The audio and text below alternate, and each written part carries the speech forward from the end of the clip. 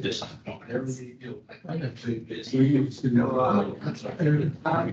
So that was. I used to have. I think you're. And that piece was fine. There's a place there. Yes. That's why I figured that in person, I did, I'll do that for this. That is, I know, I feel, discombobulated. I almost feel under the world, that I'm not worthy of it. It feels like C-SPAN in here, but that's, it's a little bit, it's a nice, I mean, they did a beautiful job. It was real. Yeah, that was, I don't know.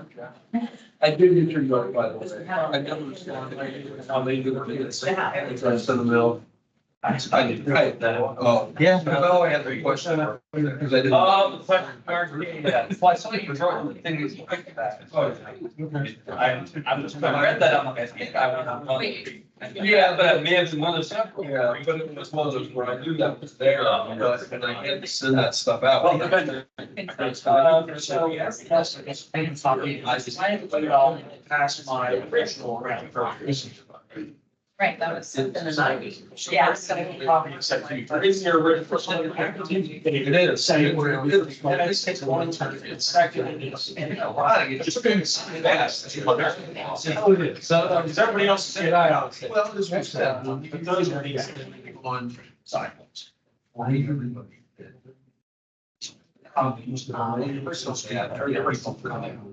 Yeah. Yeah, because they don't think I take attention in person. You know, and so then. we'll just- And then, just say that it has a microphone, and it's, make sure you'll see it's red. It's like, yeah, it's still how long it's things. Should be headed now, which one's ready to go. This would. So, whether we all leave them on, or whether they turn themselves back off. They'll be turning out. Everybody else, because you won't. Yeah, I hear. Well, that's the way it was. We got one more nation pretty pandemic. We may have with that. I was so. Yeah. Yeah, it is a bit, so it's no large. Actually. Oh, I do too, but it's once in a while. Yeah. $50. And all this. Yeah. Or you can. $2. 2 hours. Exactly. What you consider now, yellow line, well, so it's, okay, that's real, that's a real easy. Ever. I'm still in files. You're welcome. Come on in and check us out. Facilities. Right, yeah. No, no, no. Hey, you're well, welcome to come along. The very first. Okay, so everybody send this in, who wants to. That's what I want over there. Yeah. Oh, okay, yeah. Sure. Bill, we'll go.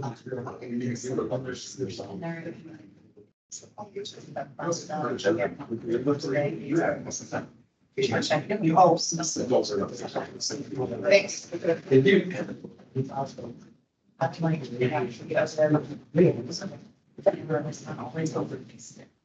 You can, before I can, then I can get it on It this was, side. last time, the wine was fire. We were like, the wine was- But we have, we talked with the audience about that. Using. I'll record the wine and like, we're talking like, we just- You want to leave the doors open? Yeah. Yeah. Yeah. Really nice. It's like, what's in your window? It's like, there's a house. And that is one thing wrong. There's no space. So I clean up and walk in and come down. Yeah. Oh, yeah. Here. If you can see my notes. I'm like, you know, yeah, when we're on, then we'd be really upset when I went back. I just, okay, so I know, I see this. Just like, Oh, good call. Inside shop.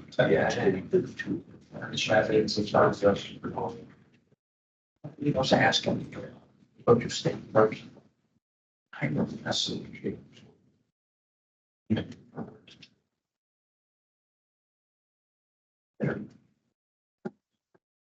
And you say. But you And the call, I think I'll take care of it. Yes. Oh, that's the one, that's last year, they had, they're in state. So it's empty. The church. Didn't. Yeah. Steve. It's not. Oh,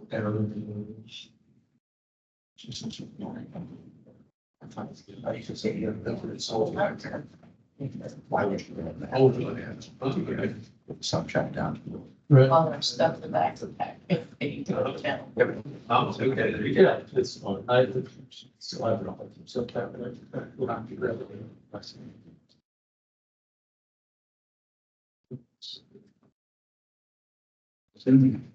How much? How about you?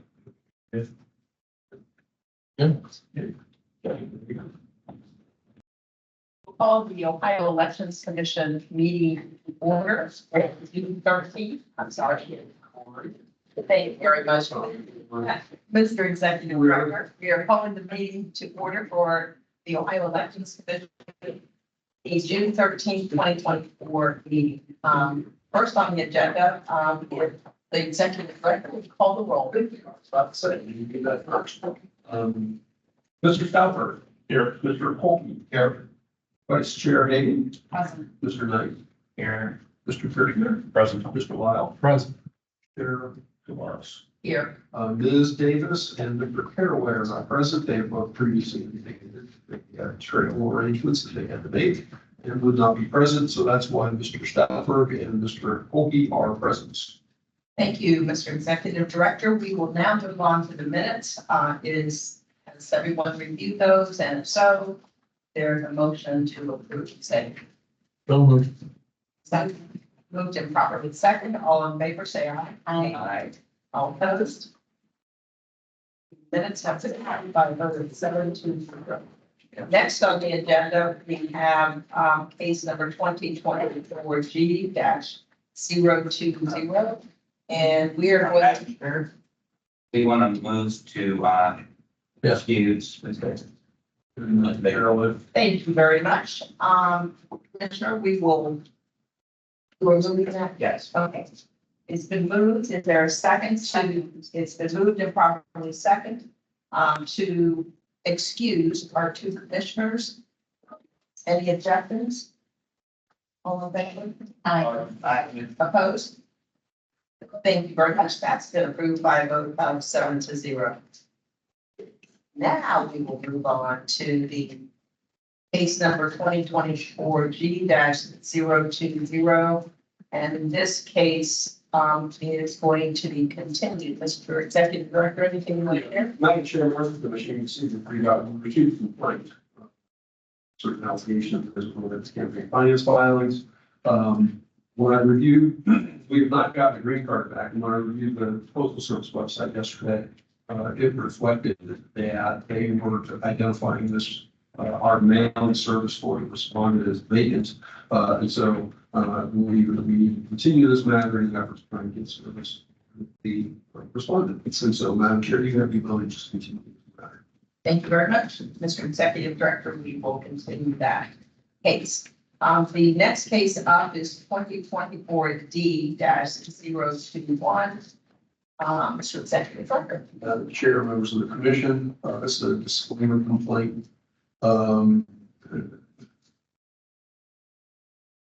And actually, also it includes allegations that the respondent did not timely file a designation of treasurer. If you look at the complaint, strictly, as it reads, it talks about the fact that the DOT, was filed in August of 2024, I think. When it should have been filed, when there were expenditures in July of 2024. I believe that's just a typo, and that's the way I treated it here, or well, it said 2024 in the complaint, when it was actually in 2023, as was reflected in the materials that were included with the complaint. The respondent really responded in person defense is that, hey, this is alleging activities that have not occurred yet. And so therefore, it's her feeling that it should be dismissed. Well, I treated it as a, shall I say, like I said, just mere typos, because the documentation that was included with the complaint reflected that all of these events occurred in 2023. If you looked at the campaign finance reports, there were expenditures in July. The DOTs that were filed until August. And so that's what before the commission. The complainant is here. If the commission would like to hear further from the complainant, we could give good service and a response from the respondent, but obviously the respondent is not present. You can see my recommendation is fine violation of the fine $200. Again, if the commission wanted to hear from the complainant, it could do so.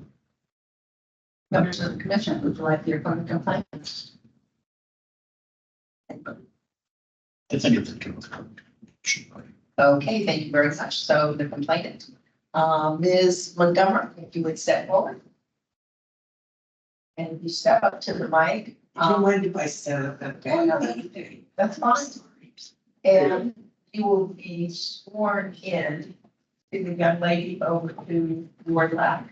It's for the tell the truth, the whole truth. I do.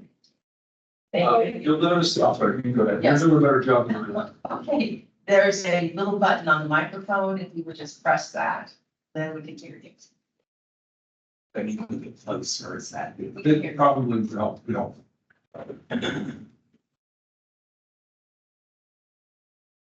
I'm Nancy Montgomery from Georgetown, Ohio, which is in Brown County. And I was recalled to my village council seat in the November 2023 election. And I want to make it clear, I would be here whether I was recalled or not, because I believe that elections are vital to democracy, even in a small town. Following election requirements and laws are essential to maintain fairness and transparency. Campaign finance laws are crucial, helping to prevent fraud and uphold the integrity of the electoral process. I want to point out before I proceed that the Brown County Board of Elections are very clear. Remind you, the importance of the designation of treasurer, and emphasize repeatedly that one cannot receive donations nor make expenditures before the designation of treasurer is filed. They also repeatedly make the point that a campaign is receiving donations, a separate checking account must be opened to receive those donations. Board of Elections also gives everyone a booklet outlining the rules that if you're running a campaign. The issue pack on the recall violated a number of the issues regarding the ballot issues, the rules. And what I thought I'd do is go through and just give you a more of a specific list of what they did, and then I have a copy for all of you of this, and then I also have evidence marking the documents if you would like that too. The Declaration of Treasurer was filed August 10th, 2023, indicating that the majority of donations were collected and deposited to Michelle Hopkins' personal account prior to the Declaration of Treasurer filing. She was the designated treasurer. Campaign funds were deposited on July 5th, 2023, in the amount of $2,280, $1,680 in cash and $600 in checks. Checks that were deposited were written on June 12th, June 17th, and June 28th. Checks were made payable to Michelle Hopkins and deposited in her personal checking account, checks and cash on July 5th. $1,370 of cash was collected on or before July 5th. Although there's indication on filing that part of the balance for cash collected, $1,491.20, was collected on or before July 5th, and some on and before October 7th, 23. There is no indication of what portion of the $1,491.20 was collected and when. On July 17th, the contract with Lamar, they did a billboard. Lamar does billboards. July 17th, contract with Lamar was signed by Michelle Hopkins and the Lamar general manager. The invoice from Lamar was paid in full from Michelle Hopkins' personal checking account on July 5th. And prior to signing the contract on July 17th, all invoices from Lamar were dated after payment was made, one in September and one in October. The name of the PAC was changed from from Committee for a Better Georgetown to Citizens for a Better Georgetown. However, invoices dated prior to the name change were made out to the secondary name Citizens. 3 other invoices were paid in cash in September and October. Per ballot issue committee guidelines, no cash donations can be larger than $100. However, okay, there were 6 cash donations that were larger than $100. So, like I say, those are my allegations. I have the proof here of the allegations. If you want those, if you want me to go through it, I will. After your own proof. Does anyone have any questions? If not, thank you very much. Emily? Executive Director. Yeah, I mean, it's obvious that there are a variety of violations. Obviously, there are a variety of violations here. Like I said, I'm recommending fund violation of both fund $200. But I'll be glad to answer any questions the commission may have. Mr. Madam Chair. Mike? Mr. Executive Director, like I said, 2 questions. Why the $200? I don't know that I've got a great answer to that, aside from just trying to assess nature of the activity and what our normal process would be as it relates to some of the conditions for the first time. I thought about just $100. I thought about more than that. I just felt that $200 was a fairly reasonable number to use. I can't say that a more substantial fine wouldn't be appropriate based on the circumstances.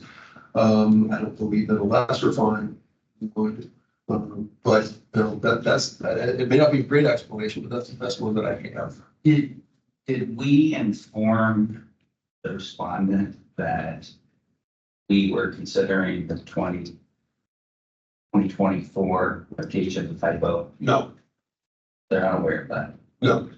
Right. Are there things is there anything the respondent could have provided that might have changed recommendation regarding the violation of fine? Certainly a response that, you know, would get to I don't know if I want to say a more reasonable explanation, but some sort of an explanation of the facts and circumstances from that person's perspective would be helpful to understand. You know, maybe they have been involved in a campaign before, they weren't aware of all of the facts and circumstances for related to campaign financing. You know, that kind of information is certainly something that I take into consideration and can be helpful, but that wasn't what was included. The only thing that the respondent included was that statement of, you know, here's what the complaint says, and it's Is anything about, and the reason that we didn't inform her or inform the respondent that the dismissal was not being evaluated based on if you're going to take it as a typo. Is there a reason we did not inform them? Historically, I don't necessarily reach out to respondents unless they reach out, or either party, unless they reach out to me under the set of circumstances. And so, that may not be a great explanation, but it's the one that I historically gone to over the years. And certainly this respondent, knew that the complaint had been filed, did submit something, but did not otherwise reach out to me. Oftentimes somebody will reach out and say, what's your recommendation? What's the circumstances? I had no problem discussing it with anybody under that set of circumstances, but I did not use them here. Thank you. Any other questions from members of the commission? Yes, Madam Chair, I, especially along the line, Mr. Knight, to Mr. Richter. So I'm looking at the $200 fine, I guess, and I'm looking at our policy on fines, Mr. Richter. And were there priors to this? No. She had no priors? Correct. Okay. But I'm looking other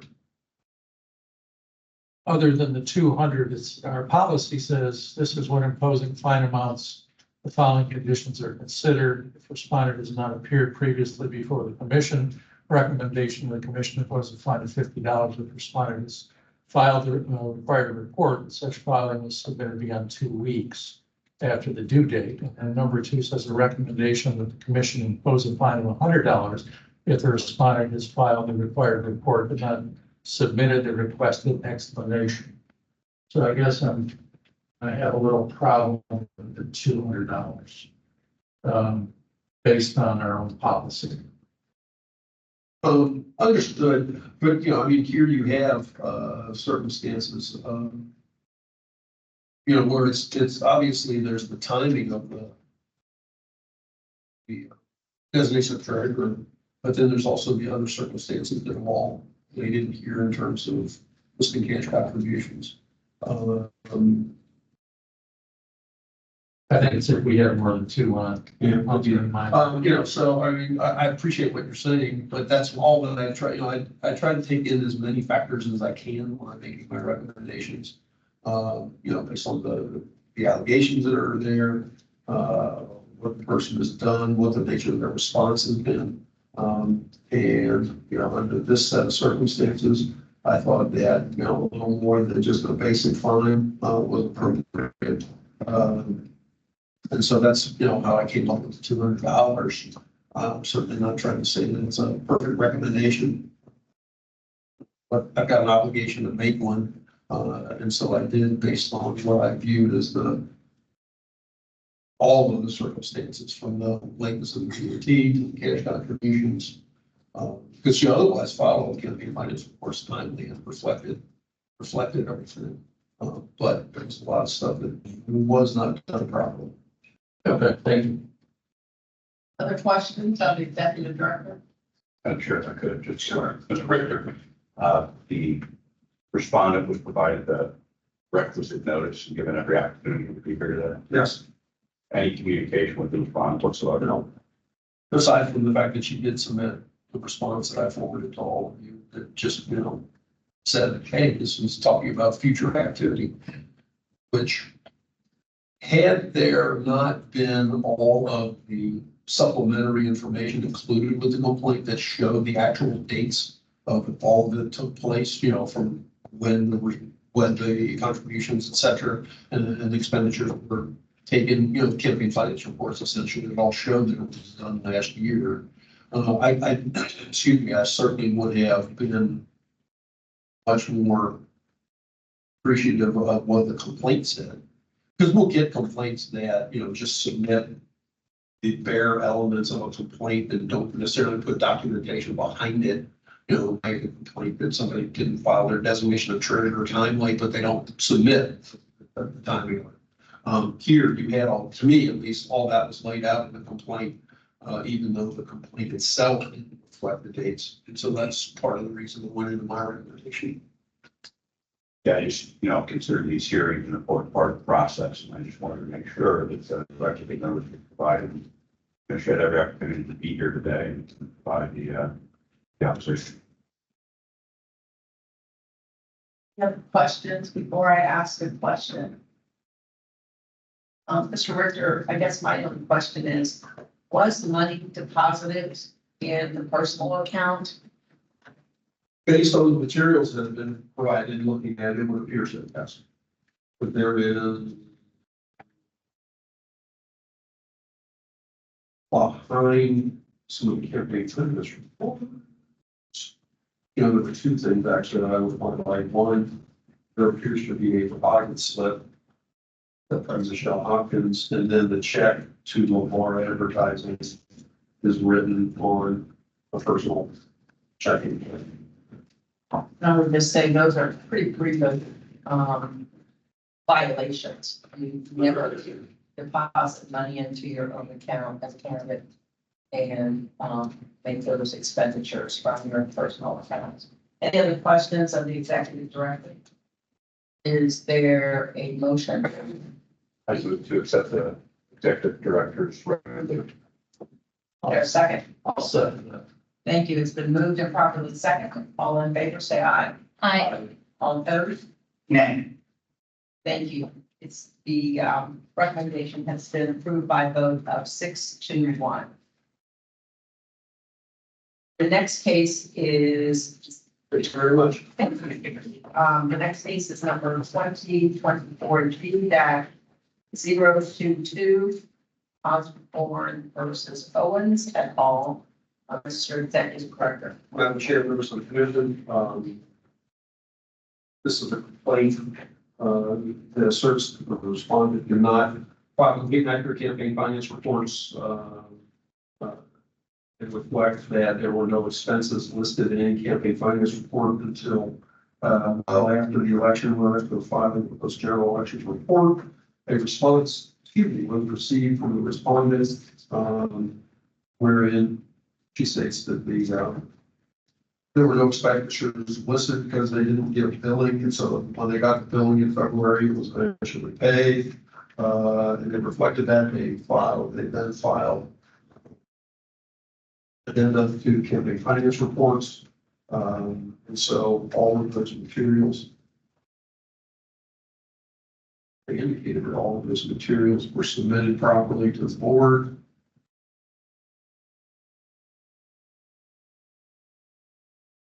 And I provided both the complaint and the response. Yesterday, we received a supplemental information from the complainant. I forwarded that yesterday to all of you yesterday. The complainant is here, the respondent is not present. Certainly, the commission was here from the complainant.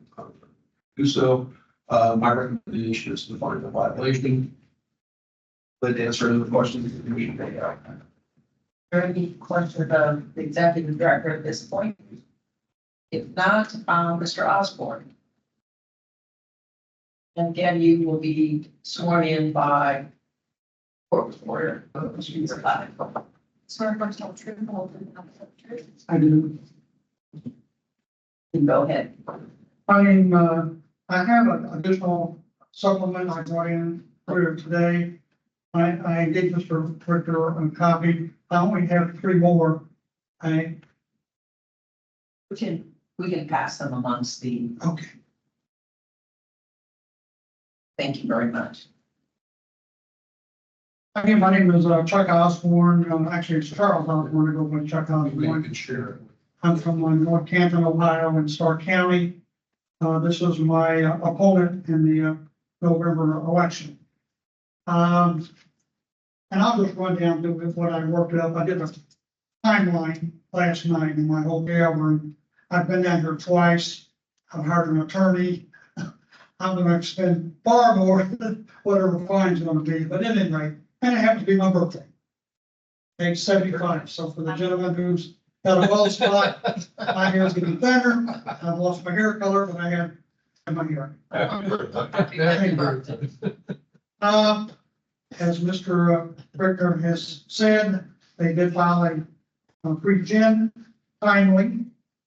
Again, no expenses listed. Their post-general was filed a week late. Again, no expenses listed.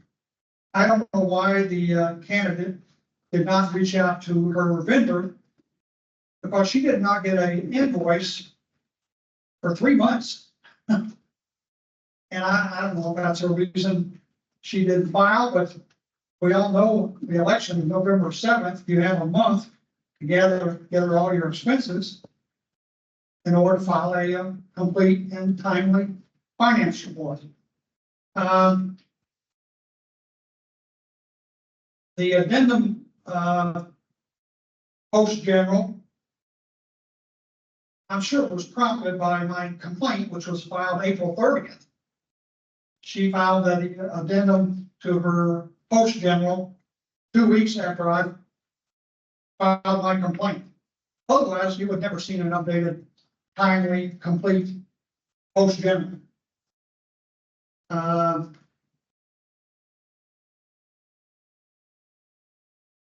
I explained all in here. I don't know what's going on with her vendor. She didn't, even after being invoiced, actually it was dated January 28th, I think it was. She's claiming in her narrative she got it February 6th. She didn't pay it till April 1st.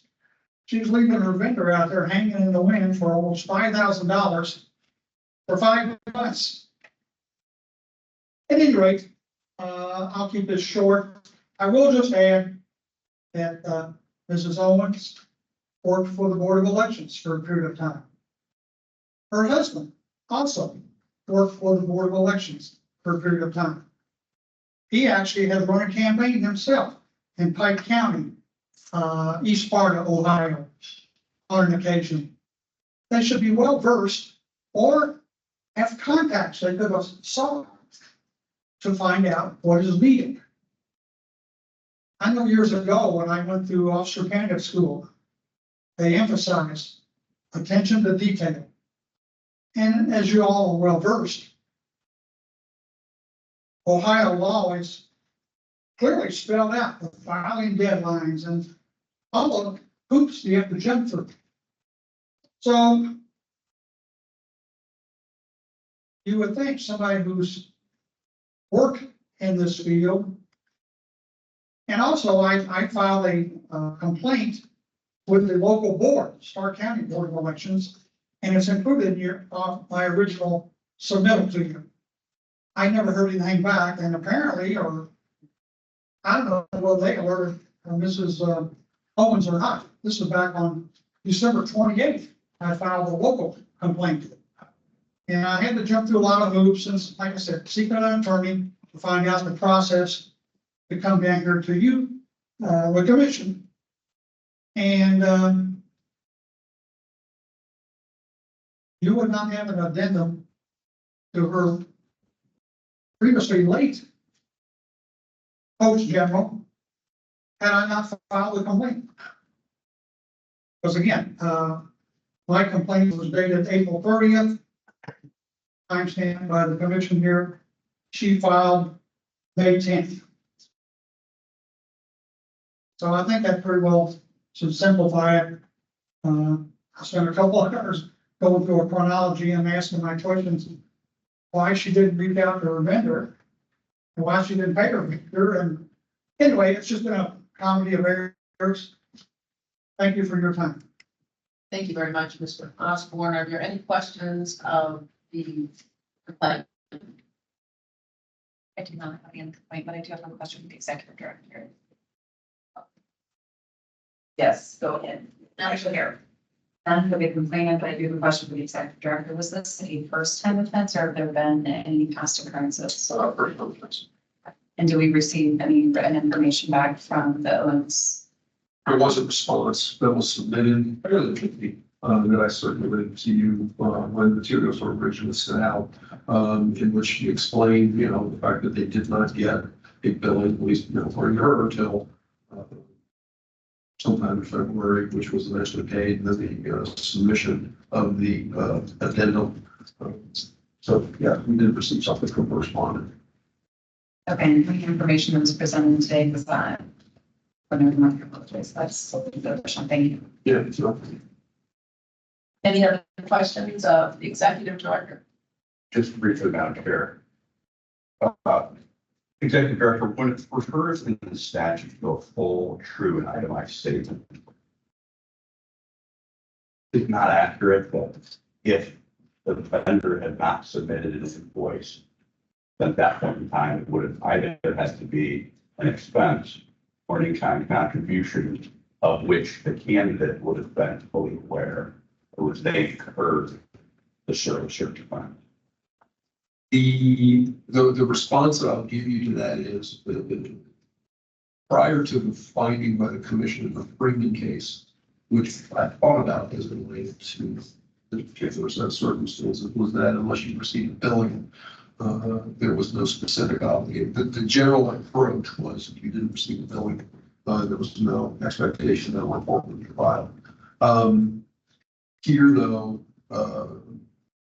the Freeman case kind of changed that and would have it that if you did not receive a billing, that there was an understanding that you could potentially list something as a debt or something along those lines. Yes. Because you would know that you incurred either the goods or the services on behalf of your campaign. Correct. And this was a 5-month gap. Yeah, I guess so. Yeah, I didn't look at the timing of when the actual, I'm not disputing that you're 5 months, but I didn't look at the timing of when the when the materials were originally produced, et cetera, until the time the billing was presumably received and then subsequently paid. But that makes sense. Dispute that the goods or services were received at the time period that they were not reported. Correct. And Correct. And so then we do not have full, true, and itemized statements as it relates to these expenses. That's fair. And what would the range, if we were to find a violation, what would the range of penalties? It could be up to $100 per day from the date that the amount could have been reflected in a campaign finance report. Which In this type of case where you do find a violation, what would the recommended fine be from your perspective? Probably $50, because we did receive a response. But the report would have been well beyond, let's say, 2 week. It's a 2-week period. So probably $50 for a first time person before the commission. Thank you. Are there any other questions? Still looking for something.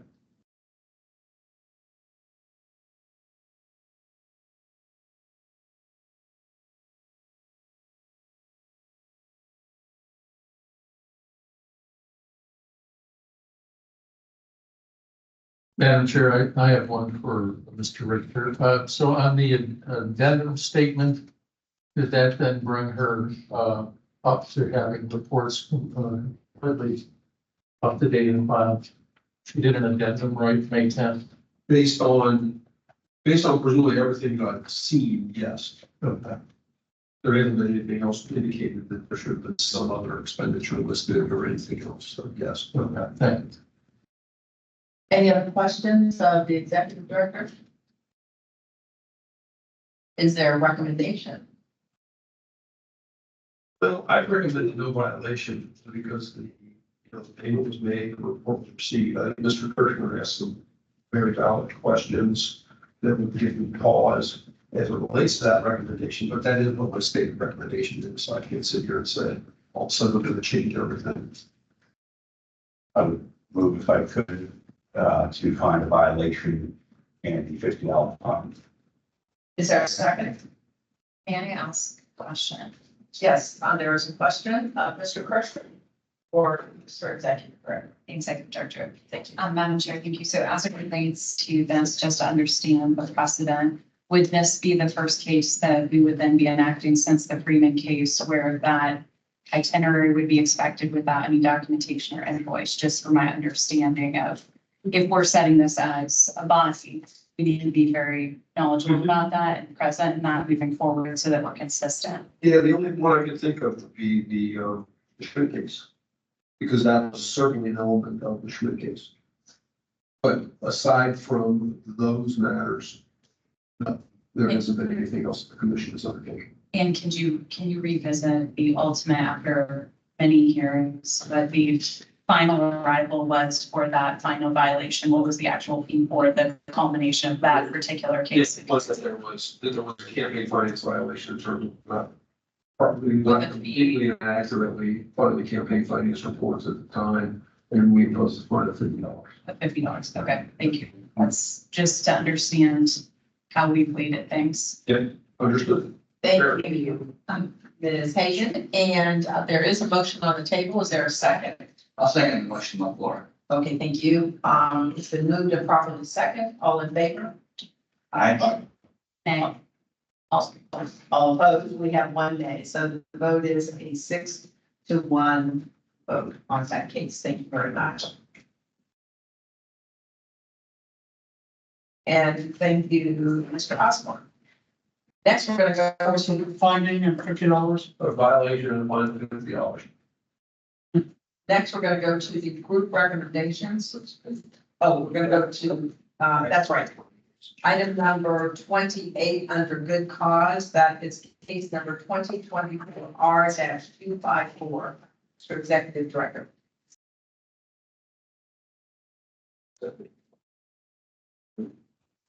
Madam Chair, members of the commission.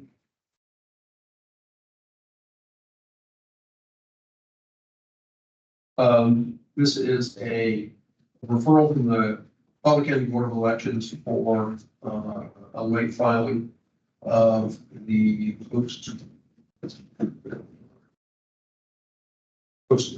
general election campaign finance report.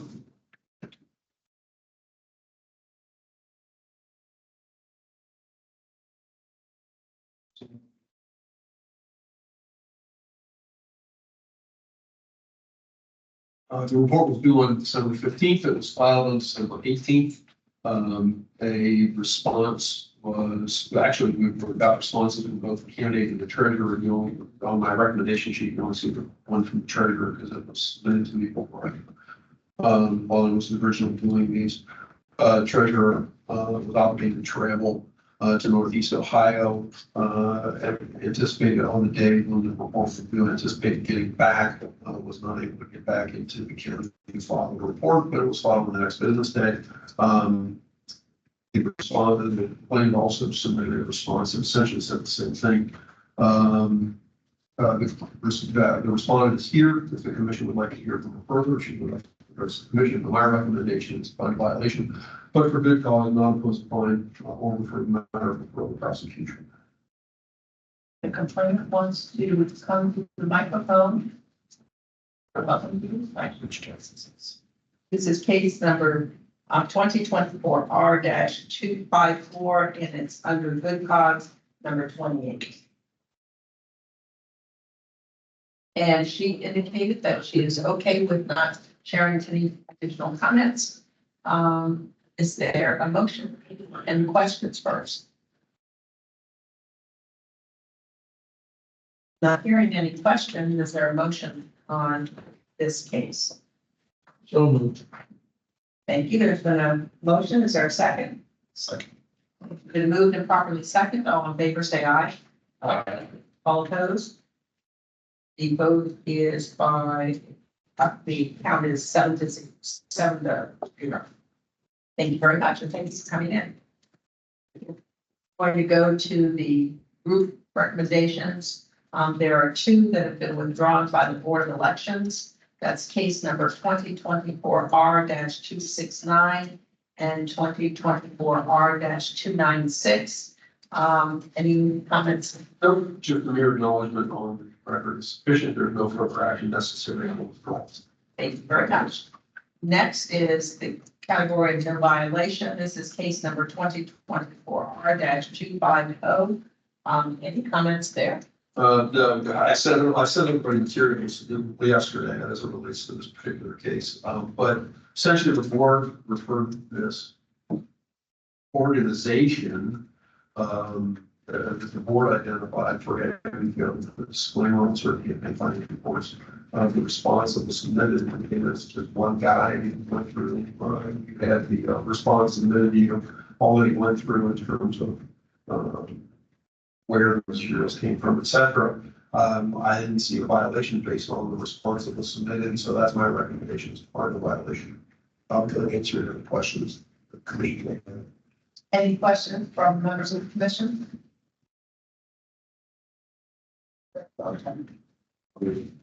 Been moved, is there a second? Second. Been moved and properly second, all in favor, say aye. Aye. All opposed?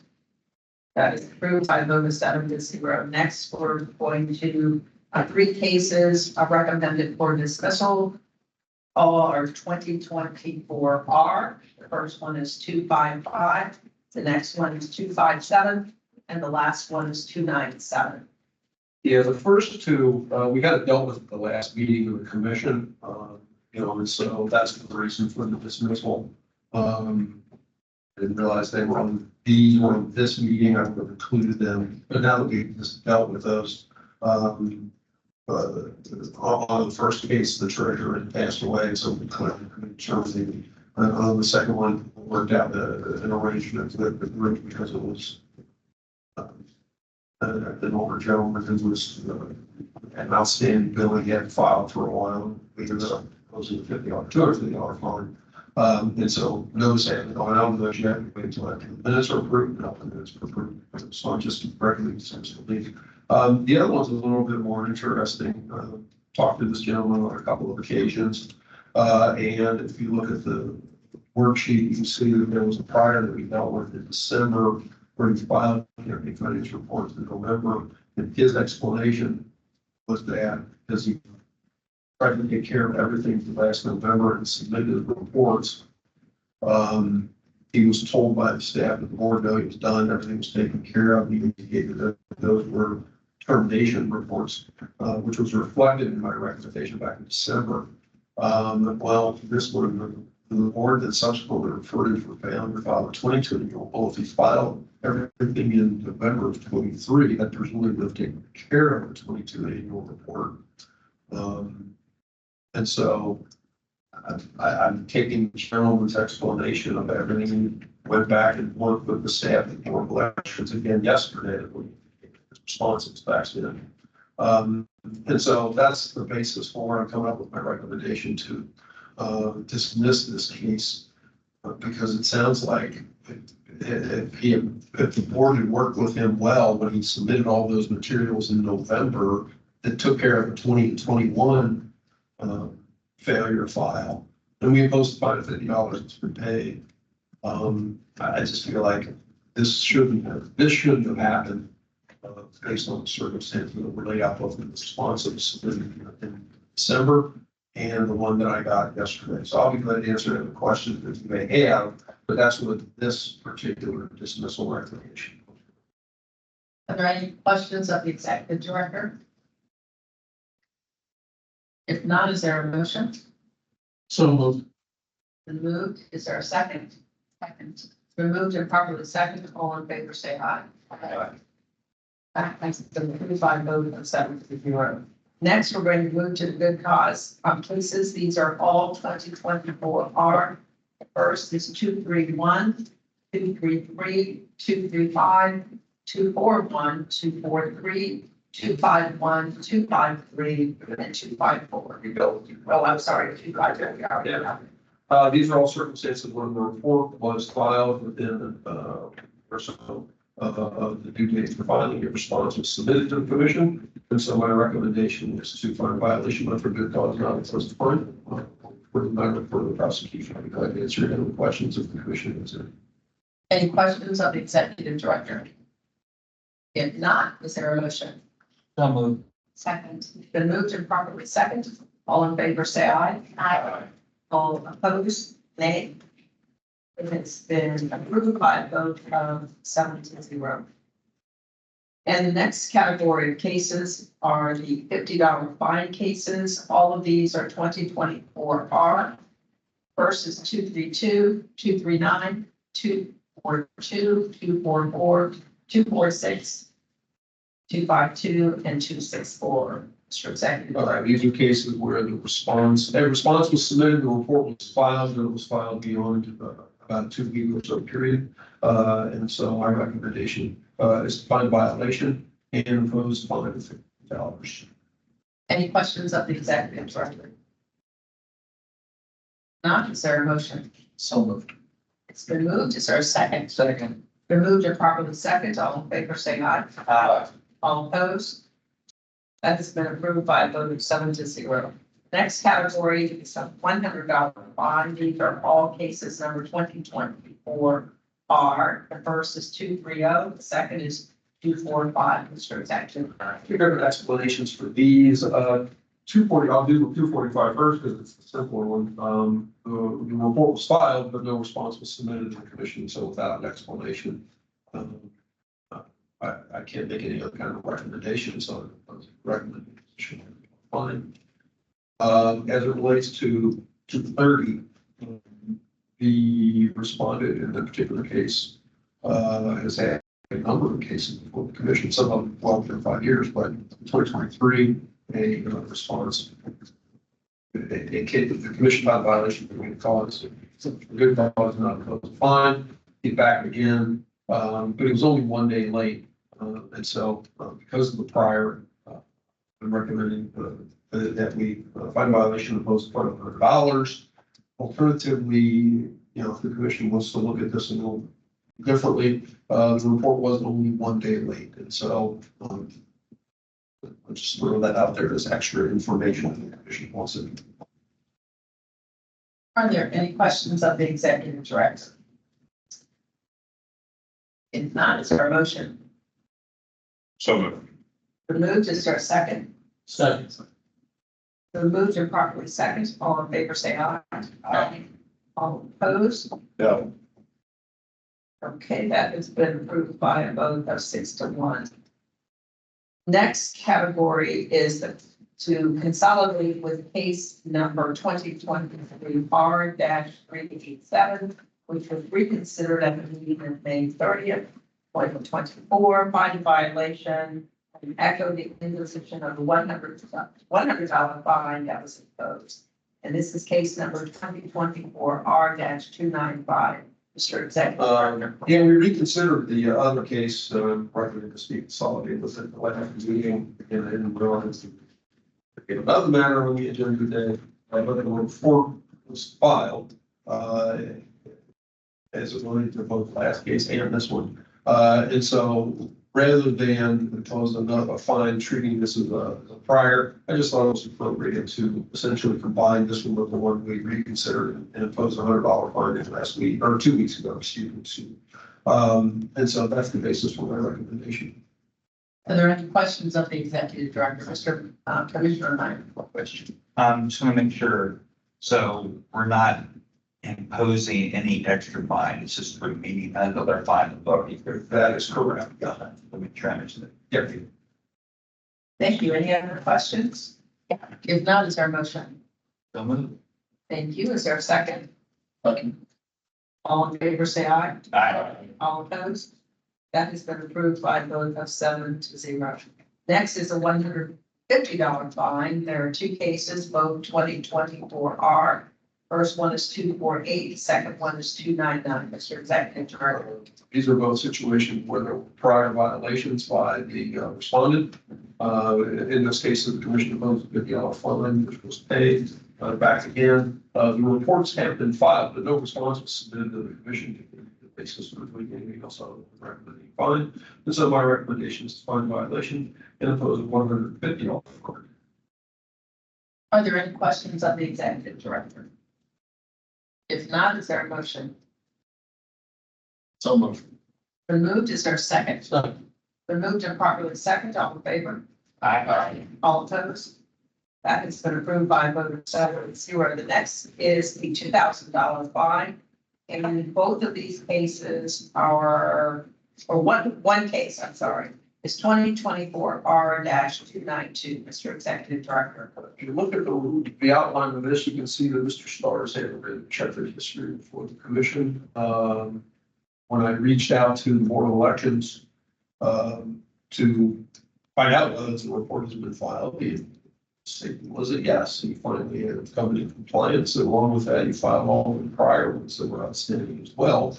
But you can see we have a number of prior cases that based on primarily the fact that there were so many priors and without we'll find them and my recommendation here is to find a violation and impose a fine of $2,000. Are there any questions of the Executive Director? If not, is there a motion? I'll move to adopt the executive director's recommendation.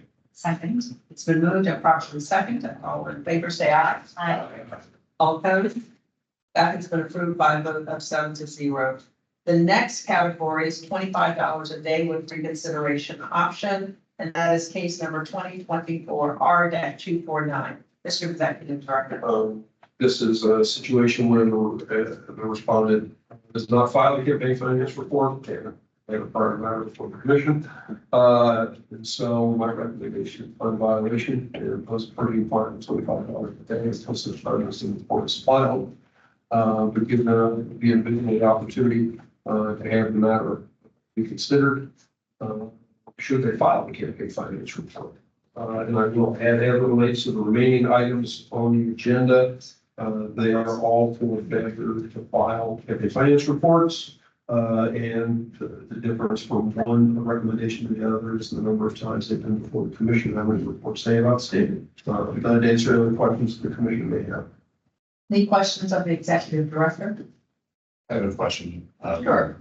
Thank you, Director. So on this particular one with Mr. Borovic, there's evidence that he is indeed a candidate and that he filed a notice of treasurer, designation of treasurer, et cetera. How I will respond to that is, I mean, I haven't had further conversation with the staff of the County Board of Elections, but, I take their referral to us as evidence that, that this is the circumstance, I guess I'll put it that way. And so if they're making the allegation and the referral, I put it forward in that regard. I have not back to double check back with the Board of Elections to see if all of that has occurred. I presume that to be the case based on the referral, but I did check with them as it relates to, in the particular case, I always check back to see if reports have been filed, and I did not get an indication that the reports have been filed. Any other questions of the Executive Director? If not, is there a motion? So moved. Thank you. Is there a second? Second. It's been moved and properly second. All in favor, say aye. Aye. All opposed? That has been approved by a vote of 7-0. The next is $25 a day with reconsideration option with payment of $250. There are two cases, both 2024 R. First is 259, second is 272. Mr. Executive Director. Again, the Board of Elections has confirmed that the report has not yet been filed. In each case, there are a couple of violations. The last time the commission found a violation of was just a daily fine of $25 per day. And so back again, the second time, under such circumstances, my recommendation is to find a violation of post fine of $25 per day. But give the respondent the opportunity to have a matter reconsidered if a payment of $250 is received. Are there any questions of the Executive Director? Not. Is there a motion? I move to accept the recommendation of the executive director. Second. Thank you. It's been moved and properly second. All in favor, say aye. Aye. All opposed? That has been approved by a vote of 7-0. The next category is $3,325 plus $25 a day reconsideration option. There are two cases, 2024 R-263 and 285. Mr. Executive Director. In each case, the respondents have the prior time before the recommendation where they have, not filed, been referred, but not filed campaign finance reports. The board heard the reports have not been filed in these cases. And so my recommendation was to find a violation and impose a fine of essentially $25 per day from the date the report was produced. Both reports that we believe.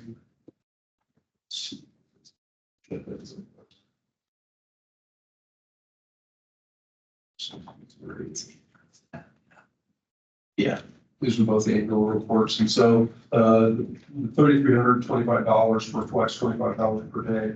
From the date the report was due until today's date of the meeting, and then $25 a day on in the future until such time as the report is filed, but to give the respondent the opportunity to have the matter reconsidered.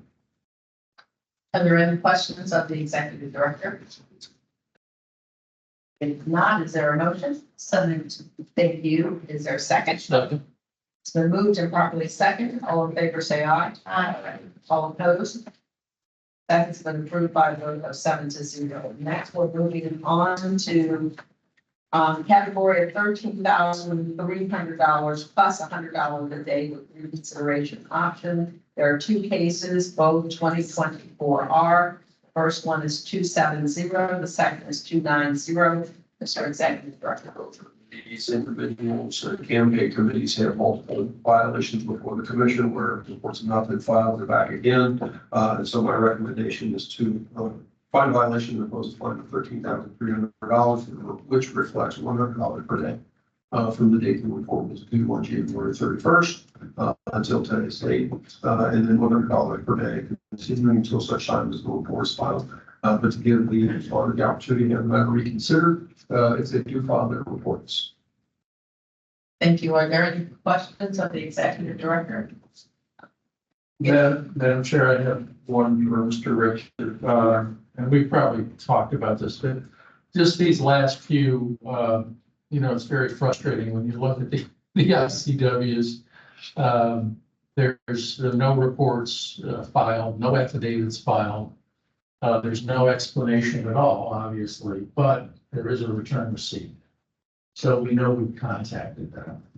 So is there any way we can move these? I mean, it's just like we're being ignored. We know they have received them. Right. But I think the last 5 of them have the same pattern. Yes, they do. And is there anything we could do? Do we have a phone number on these folks that we can just call them? Or, I mean, it's one thing when there's no return receipt. Right. They can't find them, but we know where they are, obviously, yet there's no action. Yeah, well, we have not at various times, we could try, reaching out. If we do have email addresses, et cetera, try to reach out in an additional way. That doesn't necessarily mean that they get moved forward. No, And also realize that the board also is trying to reach out to these folks as they go about their obligation to have campaign finance reports filed. The board has an obligation to, they're not sending it out by certified mail, they're sending out regular mail to get to these folks as well, and they're not getting through to them either. I don't know that I use that as an excuse, but I agree with their frustration. I've been a long time dealing with these frustrations as well. And the one thing that we potentially have in the future available to us, and we do see it work out every now and then, is eventually sending these along for potential collection by the AG's office when they get around to doing it. I mean, I can't guarantee what the AG's office is doing as well. Because sometimes it takes them a while to get something going with these folks, and they can send it out to special counsel and try to collect that way. They do correct tax returns, and over the last, maybe 10 to 15 years, that has been something that I would say we've found it beneficial in terms of what our findings are. The AG's office is found it beneficial across the board on anything that they're trying to collect as they reach out and are able to get tax returns. If there's some refund coming back to somebody, social security number or other proper identifiers. They're able to go and clean that, and that's been beneficial to us and, like I said, for the AG's office across every kind of collection they're doing. Other questions of the executive director? Just a follow-up, Mr. Rick, what is the protocol for sending these matters along to to the AG's office for collections by special counsel? And do we have any sort of a backlog at this point? We've got a bit of a backlog. Yeah, we're trying to work through that right now. Because it was just Chris and I for the longest time that we have done some. But our normal process is, we make the finding, we send out notice, and then, after a period of time, and right before we send matters to the AG's office, we'll send a follow-up notice to those, to all, anybody who owes us money. And we found that more effective as it relates to $1,500 fine amounts. Almost, kind of give them one additional notice that says, hey, we're about to refer you, come into compliance. And That's our primary enforcement mechanism then? When does, that is what we have available to us. when is the last time we sent a batch to the Attorney General's office? And then I would ask, I'm not recalling it. and then when those were referred, did they include everything from that point in time backward? What is the status of the backlog? Okay, so the last batch that went, I want to say it's been 2 months. So maybe not quite 2 months, but right around that. We send over all of the information that when the commission imposes, let's take a $50 fine in a matter, there is a form that I have to fill out with the AG's office for each specific case that will give the, who was opposed against, if there are multiple parties, the addresses, any pertinent information. Chris, that's encouraging. So 2 months is not a bad fact pattern from my perspective. So has everything from April or March of this year backward been sent to the AG's office for collection? No, so there is a backlog. That was the last batch that was sent, which I think involved about 20 different matters. So let's handle it in the reverse.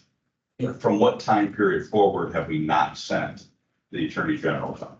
So the typical way, and the way I'm going to answer it, is probably the easiest way I can. When we send something to the Attorney General's office, we'll pick a meeting. Let's say we're going to start with our November meeting of last year. We pull those cases and we'll always see one of them that's going over is John Smith for $100. Well, when we look into it, well, John Smith also had a case back in July that needs referred. He has one that's, in January coming out, or that's just passed. And those get consolidated. So now we've got those 3 cases. Well, we look at the next person in line in that meeting, and well, now there's this one from this meeting and this one from this meeting that needs to be consolidated, and those go over. And so it takes, each time we send a batch over, it's got from various meetings. So there are meetings going back, a year or 2 years, or 6 months or, 2 months, just depending on, when we send them over, they go over in groups. Is there a significant backlog of matters that have not been sent to the AG's office for collection that don't relate to the last 3 months? Yes, and that's what we're working through now is getting. So that's what we need to get an update on. Yes. And then my final, so at the next meeting, could you provide us a comprehensive update on the status of referral to the Attorney General's office? Yes. My final question then is, what is the reporting / accountability metric that you use with the AG's office to determine the status of these matters and whether there's effective recovery? So once we refer it, it's essentially out of our hands. Any spreadsheet, any document of any sort that tracks what's been sent, what's been recovered, and what the status is? Yes, so there is an internal document that we prepare and we send it to the Attorney General's office. Once they make a payment or someone makes a payment to us, it gets reflected on that document, which will show, you sent someone over for $10,000 and they've made $50 payments. It will reflect on that spreadsheet. With the AGS fees, there's all sorts of fees associated with that referral, correct? Correct. Okay, I would just ask, because I think to my colleague's point, if that's our primary enforcement mechanism, other than referrals for prosecution, we need to be very clear on the efficacy of those efforts. So I don't know if, do you report that in a historical basis to the commission? And if not, I would really like to see what the status is. We have not now, this document we prepare one for each batch that goes to the Attorney General's office. Now, once we've submitted it to them, we don't hear back on those to say, hey, have you gotten a hold of this person or this person or this? That's what you do here, whether or not there's been a recovery. Yes, so once someone makes a payment and the check comes to us, the check that we receive may have two different accounts that, there are money that are being applied to, or it may have 15 or 20. We actually just got a check the other day that there were about 15 different ELC numbers that this check needed to be applied to. Good. You get an update on when they send demand letters or anything of that sort, or you just, when you receive funds, that's how you know it's been. That's the only way is through when we receive funds. If you could, unless anybody else has any comments, I would just like to see some sort of an update, because, yeah, I mean, if that's our primary enforcement mechanism, then I want to make sure that we're able to, we're going to go through, we're going to approve all of these issues. I think that we ought to also monitor enforcement and whether there's been some recovery, so we can see on a decent cadence updates to where those things are. I'd like to be part of our protocol. There's this question, additional questions, I know I see two. Well, I will comment first on those. Generally speaking, what approach you will tell me around has been, if once we send the AG's office, it's kind of, I don't know, hands off is probably a reasonable statement that I would say, because, we really don't control what they do. It's up to them to move forward as they believe appropriate. And so that's generally the approach that I've always taken as we refer matters from the AG's office. My only insight, because Mr. Ricker corrected that to me, is that I just want to understand where things stand. I want to understand that once it's referred, demand letters are being submitted, enforcement metrics are being implemented, and we understand where these things are. It seemed from your initial response that you didn't really understand what the AG's office was doing with these matters. And I'd like to know what's happening. Are the letters going out? What's the status of recoveries? Have they specifically been assigned to special counsel? Just so we have some indication of where these things stand. Sure. That's fair. On that point, I guess, because I've had some dealings with the Attorney General's office in collections at the city level. They've got to be pretty high amounts or they'll send out demand letters or take action. They're not going to do a $50 fine. That's just, it doesn't rise to the level. So if I'm going to make a recommendation, I would like to hear from the Attorney General's office. What is their process for those demands that go over to them, or those accounts that we're asking for recovery? And I will, it may not be at the next meeting, but we have had the AG's office come in, the collections. Have you been around for one of those yet? Don't believe so. Okay. Yeah. Have we? Yeah. Okay. We have? I think I did it one time. Okay. I could be wrong. Just. But we will have the AG's office come over Okay. and address us, and they're willing to do so. And, it's a matter of making arrangements to do that, but I can make sure that they come over and just, and kind of give an outline of what it is that they do and how they go about approaching it. We've gotten those, I don't know, I want to say regularly over the years, every couple of years, maybe, something along those lines. And I'm confident we haven't had one in a while, so I can reach out to the AG's office here and come over. Excellent. I just like to have an understanding where these things stand. Sure. And Ms. Hagan, our vice chair. Thank you, Madam Chair. I've been trying to get in. Guys, you were good today. These buttons, you're slowing us down. We're so much more polite now.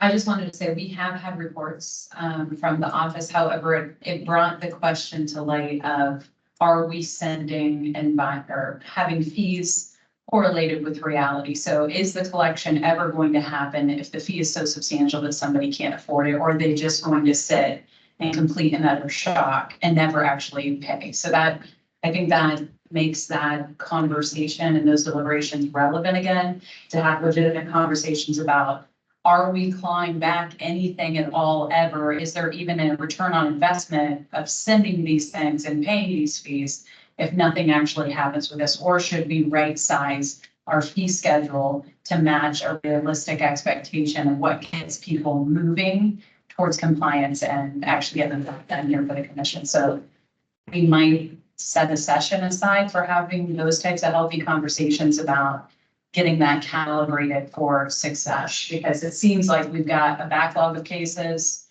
We send them over there. They may or may not get people to move. And that is, I mean, those are our teeth. And even that doesn't feel like it has much efficacy, at least from observation over the last few years, but I could be dead wrong. Mr. Attorney, follow up.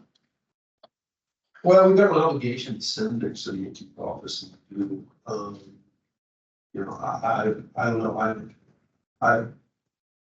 one of the approaches that I've always taken, and really from even going back to the old commission, is that, you know, one of the efforts in imposing substantial fees like this and highlighting them, something I could have started with the commission, but, you know, was an effort to try and hopefully get people's attention with these big numbers.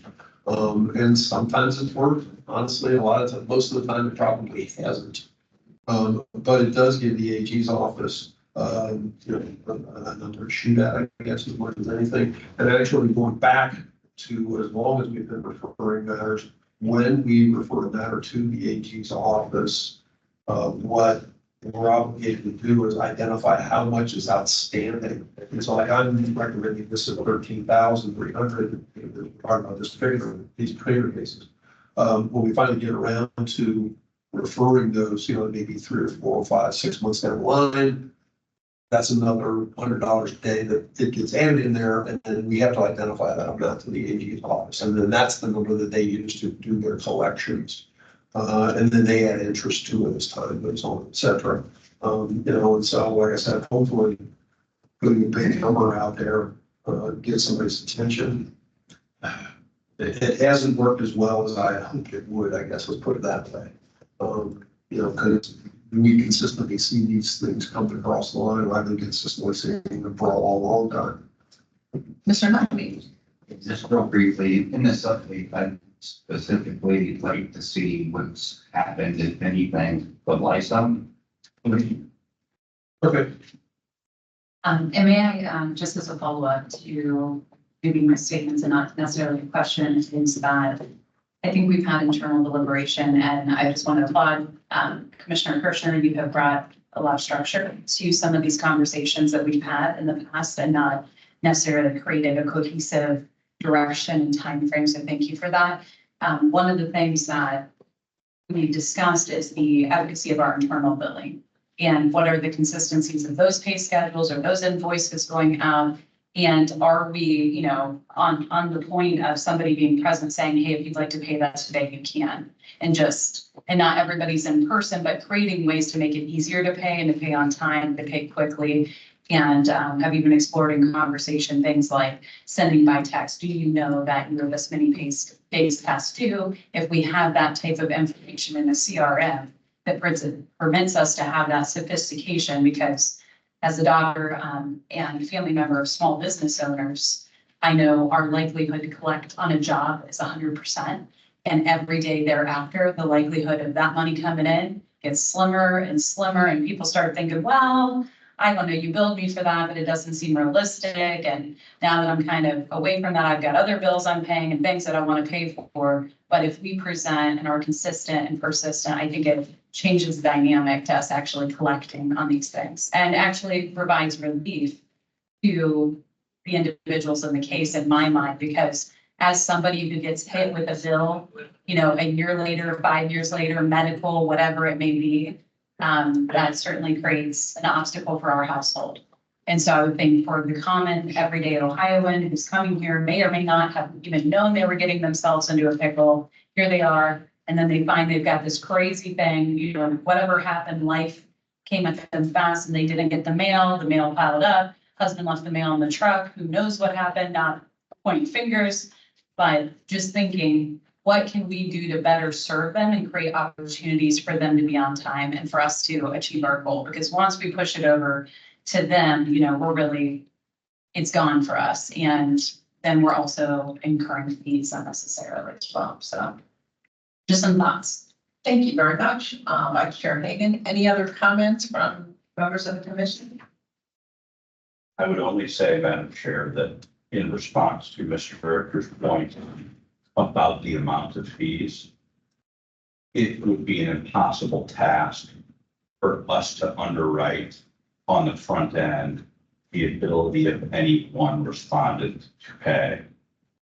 And so I would, at least personally, be in favor of an objective analysis where the fees were set in accordance with our past practice, knowing that either internally, and Ms. Hagen's point is a very good one, the further it gets away from the time period that the fine is entered, the more difficult it's going to be to recover. Knowing that when we do refer those things out to the Attorney General's office, the percentage of recovery may not necessarily be high, but we just want to know where things do seem. But I would be in favor of that objective analysis, as you've done historically, and then let our office or the enforcement arm through the Attorney General's office do its job and see what can be recovered. 100% of recovery is not going to happen, probably not even 50%. But just to close our earlier discussion, Mr. Hughes, if you could, we'd like to have just a standard update on those recovery efforts as we proceed, just so we have a sense. If we're going to take the time to issue these fines, consider them and approve them, we want to know that they're being enforced to the fullest extent possible. Thank you very much, Commissioner Kirschner. If there are no other comments on this subject, other business, our next meeting is. So we talk. Oh, I'm sorry. I'm sorry. We're so far away. You're done. I didn't. No such Okay. thing. We didn't take a vote. No, we didn't take a look at it. Yeah. Okay, so we have the two cases, 2024 are, both are 2024, are 270 and 290. This started the discussion. The recommendation from the executive director was $13,300 plus $100 a day with reconsideration option. Mr. Richter, anything else you want to share before we ask the board? A lot of good discussion. Thank you very much. Any comments before a recommendation? Madam Chair, I'll move the executive director's recommendation. Is there a second? Second. It's been moved and properly second. All in favor, say aye. Aye. All opposed? That has been approved by a vote of 7-0. The next case is consolidated with case number 2024 R-111. Find a violation and impose a fine of $13,300 plus $100 a day with reconsideration option. And this is case number 2024 R-258. Mr. Executive Director. Board has confirmed that this report is not this file. These reports, I should say, are a variety of outstanding matters. And similar recommendations to fine violations of fines of $13,300 plus $100 per day. If give the respondent the opportunity to have the matter reconsidered. The board even commented back to me on this one, saying that they too would love to see this group, and that they sounds like they've had some kind of conversation with the treasurer, but nothing has developed and no reports been filed. Thank you. Are there any questions of the executive director? If not, is there a motion? It's been moved. Is there a second? Second. Been moved and properly second. All in favor, say aye. All opposed? That has been approved by a vote of 7-0. The next are all continued for service, and they are all 2024R. First is 234, 236, 237, 238, 240, 247, 256, 260, 261, 262, 265, 266, 267, 268, 271, 273, 274, 275, 276, 277, 278, 279, 280, 281, 82, 282, 283, 284, 286, 287, 288, 289, 291, 293, 294, and 298. Mr. Executive Director, anything you want to share? So it's just unfortunately, as I was doing my preparation work, I looked at all of it, and not just the fact that we didn't do green cards, but went on the Postal Service website, and there was no service reflected for any of these. Of course, it's also fascinating when you look at that and you see that, you know, the last thing reflected in their report may be sometime in April, shortly after we mailed it to without that it's somewhere in nothing subsequent, or that something that was supposed to go down to the Cincinnati area would be rerouted up here through Louisville or Lexington, Kentucky, or something that went to Cleveland. You know, they were not able to serve it, and so it's being rerouted back to us, which obviously they haven't gotten anything yet. And that has been routed through Detroit or some other city. So it's like fascinating to look at trying to figure out where they're going with all that. Side note, sorry about that. That's okay. I can just continue. Yes. Thank you very much. I will continue all of those cases. And now we are to other business. Any discussion that members of the commission like to have before we adjourn? Okay, the next meeting is July 25th, 2024. Is there a motion to adjourn? So moved. Been moved. Is there a second? Second. Been moved and properly second. Thank you very much. And we will see you on July 20th.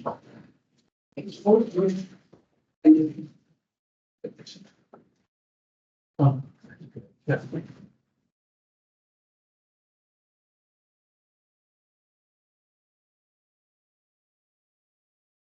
That's supposed to be 5 in the computer. That's not good.